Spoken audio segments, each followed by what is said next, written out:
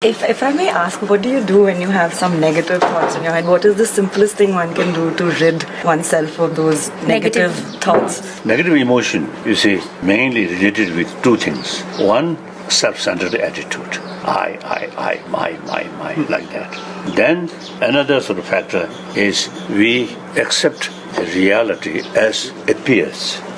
The shunyata or anatma theory and the shunyata theory, nothing exists as appears. So since all negative emotion very much based on appearances, so once you realize nothing exists as appears, the wisdom side, parija side, upaya side, altruism, the antidote of self-centered attitude. So self-centeredness is one factor, and then believe or grasp things as appears. These two things are the basis of negative destructive emotion.